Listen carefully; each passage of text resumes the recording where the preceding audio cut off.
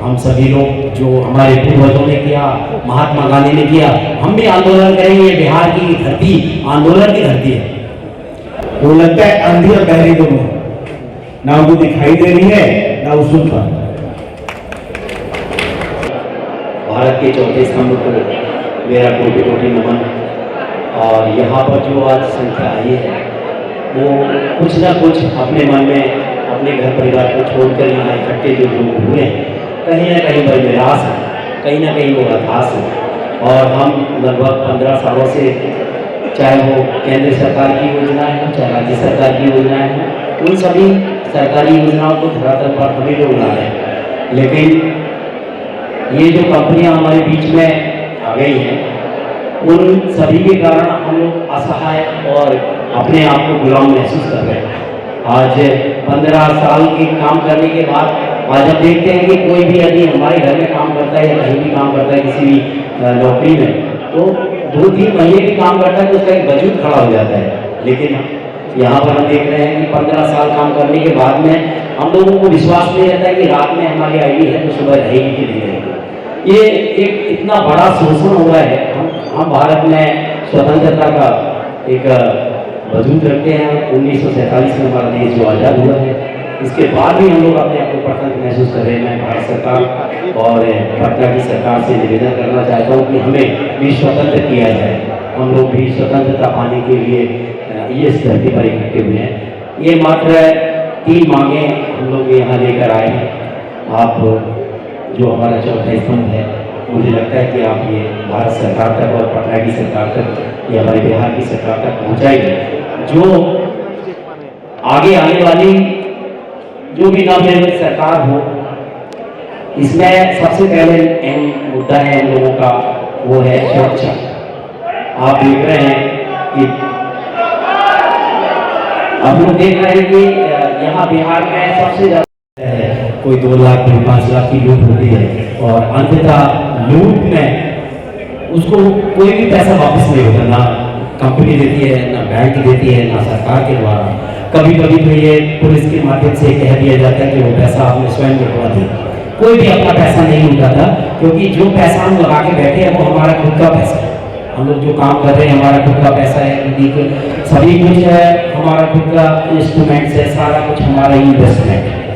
इसके बाद में दूसरी जो डिमांड है, हमारे कम से कम इन 15 सालों में 150 से 200 बैंक में तो शहीद हुए हैं, गोलीबारी के शिकार हुए हैं।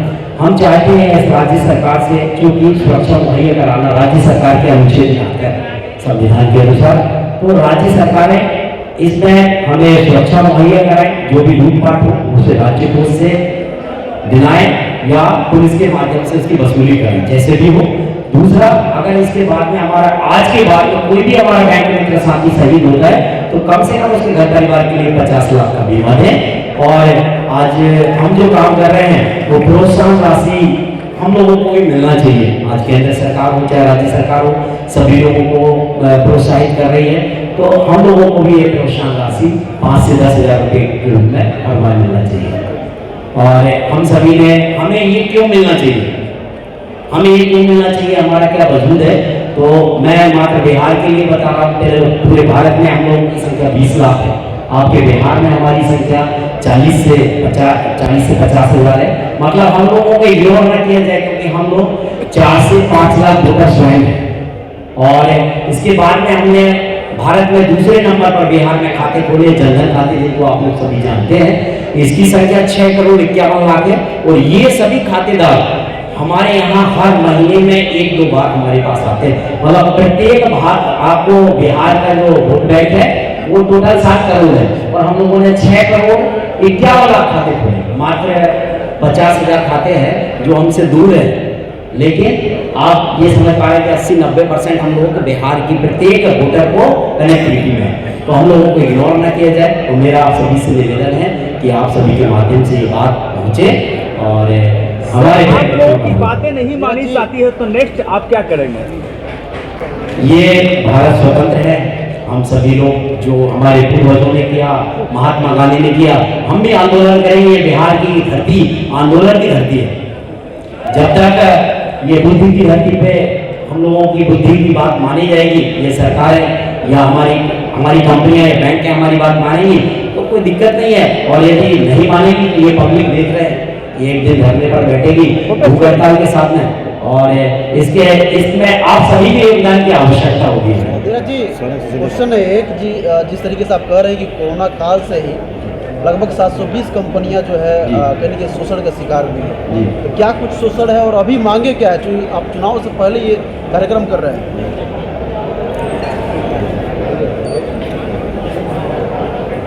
अभी कोरोना काल में आपने देखा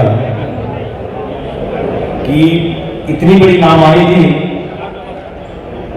कि लोग ऑक्सीजन तक नहीं ले पाए, घर से लोग निकल नहीं पाए, लेकिन उस महामारी के बीच भी हमारे बैंक में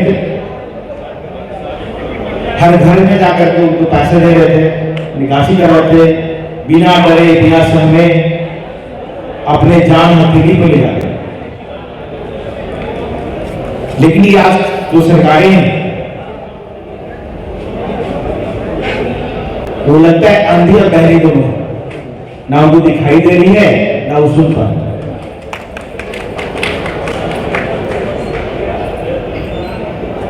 सरकार ही कहती है, हमारे माननीय प्रधानमंत्री कहते हैं कि हम बिचौलियों को भगा रहे हैं, हमने बिचौलियावाद समाप्त कर दिया। मैं माननीय प्रधानमंत्री से पूछना चाहता हूं आप लोग के माध्यम से, क्या बिचौलिया समाप्त करके सारे बिचौलियों को आपने बैंक मित्रों के लिए छोड़ रखा है क्या? पूंजी मेरी बैंक मित्र की, कमरा किराया बैंक मित्र का, जान माल की हानि बैंक मित्र की, तो ये बिचौलिया को 30% कमीशन किसके साथ है? तो क्या सरकार के पूंजीपति लोग इसमें शामिल हैं? हमको तो लगता है कि कहीं ना कहीं सारे बिचौलियों को एकत्रित करके एक एक कंपनियां खुलवा के बैंक मित्रों के लिए नोट छोड़ रखा है। तो हम बैंक मित्र बर्दाश्त नहीं करेंगे। हम बुद्ध की धरती से आते जरूर हैं, लेकिन हम युद्ध करना नहीं जानते हैं, ऐसी बात नहीं। हम क्रांतिकारी हैं। इसी बिहार की धरती से मंगल पांडे ऐसे क्रांतिकारी पैदा हुए, इसी धरती से चंद्रशेखर और राम ऐसे अवतरित हुए, जो कि अपने अधिकार के लिए, अपने सम्मान के लिए कभी पीछे रुके थे। तो अगर सरकार, चाहे वो राज्य सरकार है जो उनके दायरे में आती है कानून व्यवस्था हो, या तो केंद्र सरकार, अगर वो हमारी मांगे को नहीं मानती है तो हम सड़क से सड़क तक उनकी ईंट से ईंट बता